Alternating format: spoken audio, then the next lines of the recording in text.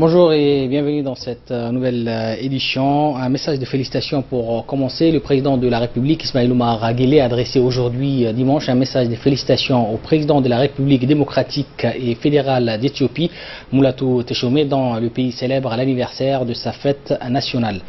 Dans son message, le président de la République a formé de vœux de santé et de bonheur à M. Teshome, ainsi que ceux davantage de développement et de prospérité, ainsi que d'épanouissement au peuple ami d'Éthiopie.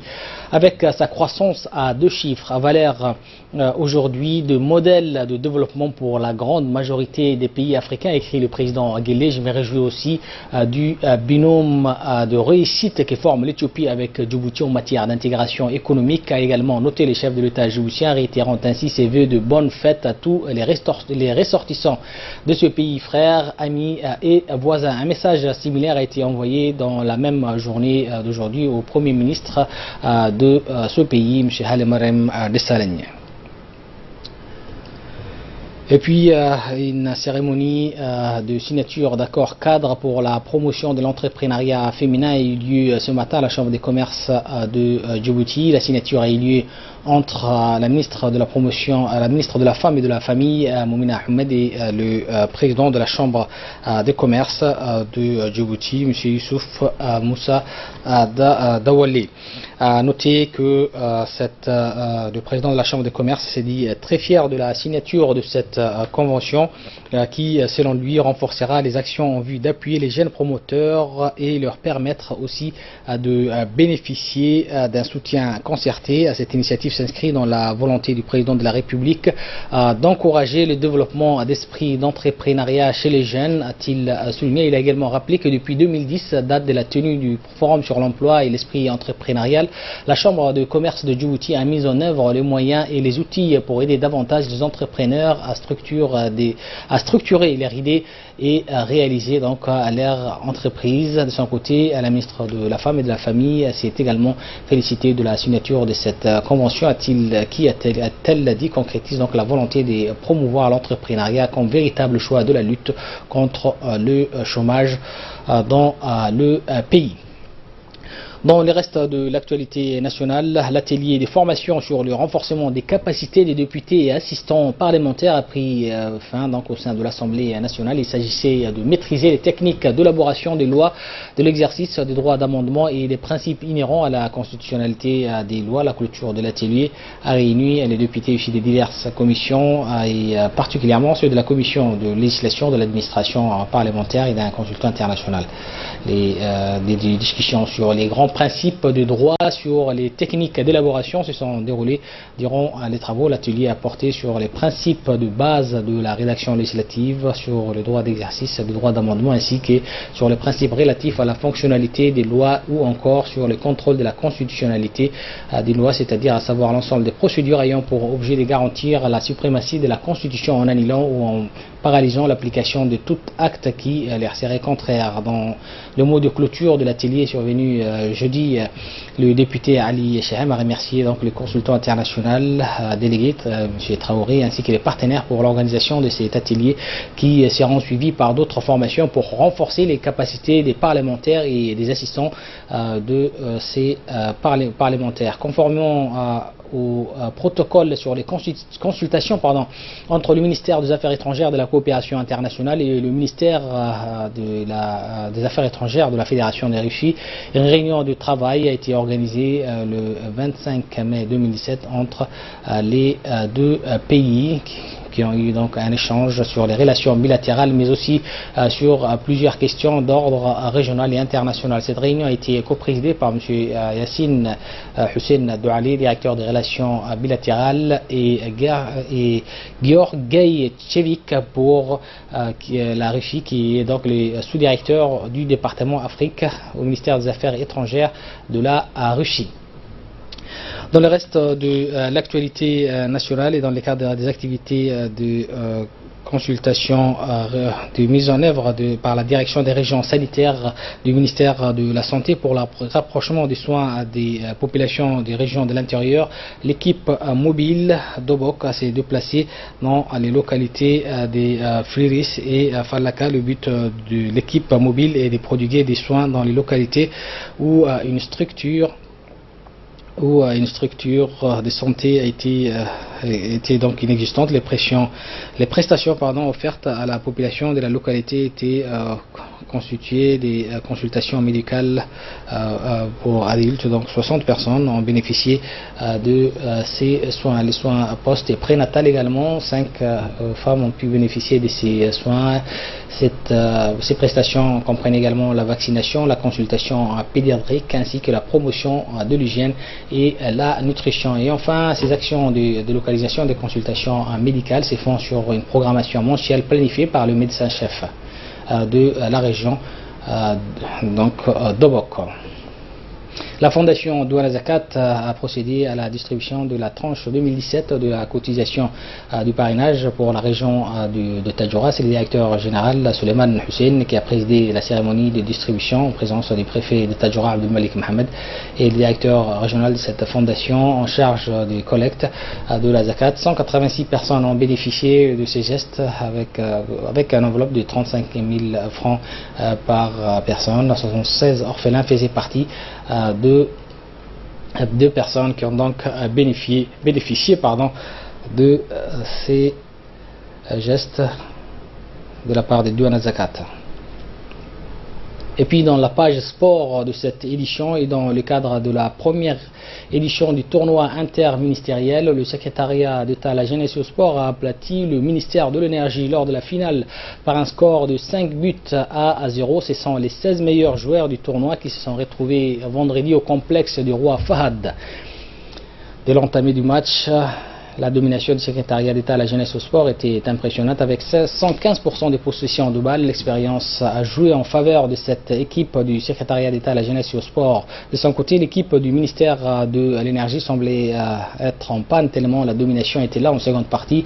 Le secrétariat d'État à la jeunesse et au sport va continuer sur cette lancée en plus d'enchaîner les passes dans la moitié du terrain adverse face à des adversaires complètement impuissants. Au sifflet final, le secrétariat d'État à la jeunesse et au sport va logiquement remporter le match. C'est un score sévère de 5 buts à 0. Et à remercier le comité d'organisation de ce tournoi.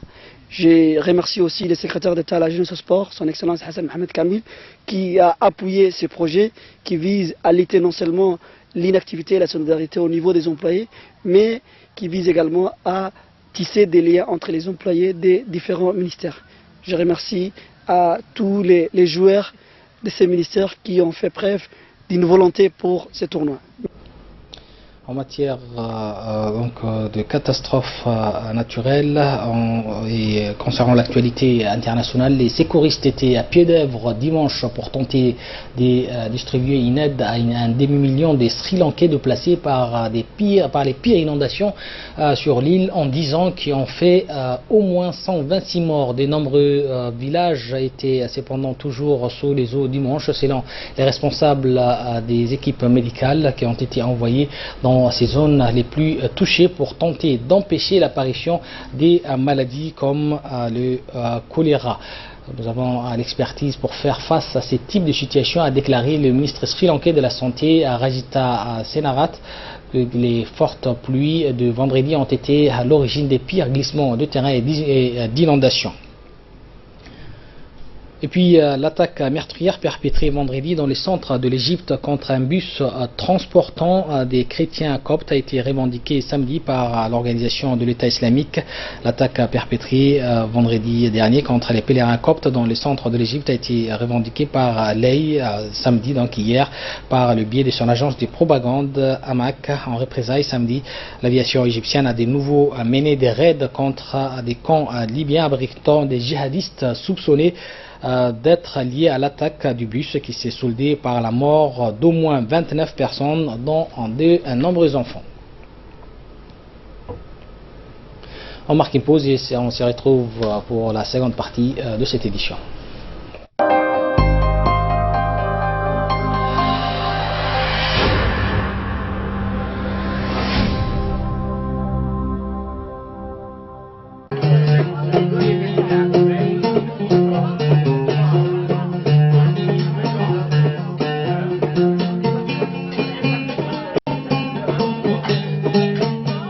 Le Sheraton Hotel de Djibouti vous invite à venir partager des soirées ramadanesques sous sa somptueuse tente Al-Khaïma. Savourez un grand buffet iftar, plus dîner composé de plats orientaux dans une ambiance musicale traditionnelle. Réservez au 21 32 86 20 ou le 21 32 80 00. TJM SARL Compagnie est une usine qui produit des tomates concentrées à Djibouti. Vous trouverez à la compagnie TJM les tomates Mariama à 70 grammes, les tomates Alvima à 70 grammes et les tomates Safi à 50 grammes. Ce sont des produits naturels, de bonne qualité et à des prix abordables. Les recettes préparées avec ces tomates sont si riches et savoureuses. Les tomates Mariama, Alvima et Safi sont des plats délicieux. Pour plus d'informations, veuillez contacter le 21 35 77 14.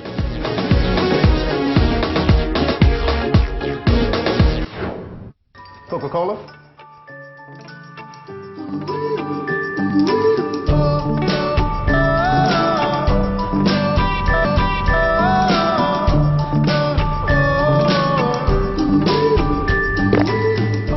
Oh, c'est le Happy Hour. Alors, vous avez gagné un Coca-Cola gratuit. Mais il faut le boire ici.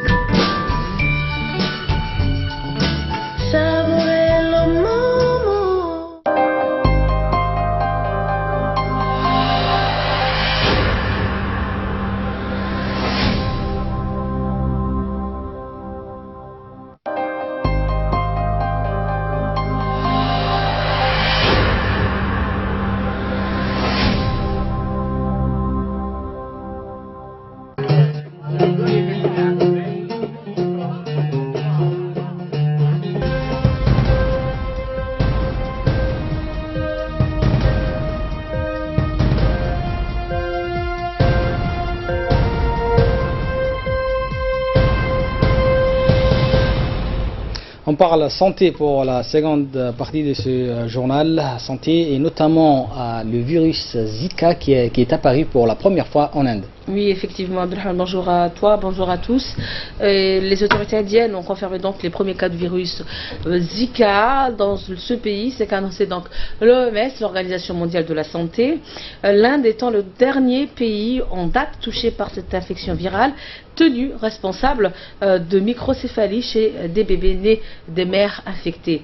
Les cas de Zika en Inde, donc, dont une femme enceinte, ont été découverts lors d'examens de routine dans un laboratoire de l'État de Gujarat, dans l'ouest de ce pays, sur une période de plus d'une année.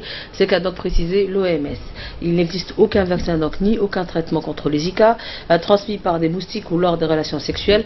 Le virus donc, est à l'origine d'une épidémie qui a déjà touché 1,5 million de personnes au Brésil. Bénigne chez la plupart des gens, il peut entraîner ce que l'OMS appelle désormais le syndrome congénital de l'infection à virus Zika, regroupant des complications neurologiques et des graves anomalies du développement cérébral. En plus de la microcéphalie, le développement insuffisant du cerveau, les experts ont donc observé d'autres manifestations comme des disproportions crâno-faciales, la spasticité du crâne, des convulsions, l'irritabilité, mais également des dysfonctionnements de certaines parties du cerveau qui se manifestent par des troubles de l'alimentation et des anomalies oculaires. L'an dernier, une étude publiée dans la revue médicale britannique The Lancet estimait qu'un tiers de l'humanité, soit 2,6 milliards de personnes, vit dans des pays à risque où le virus Zika pourrait encore se propager. En tête dans ces pays à risque, nous pouvons retrouver donc l'Inde, mais également la Chine, mais également plusieurs pays d'Asie du Sud-Est, de l'Asie du Sud-Est, mais aussi de l'Afrique. Merci Choukri et merci à vous de nous avoir suivis. Très bonne suite de programme sur Télé Djibouti.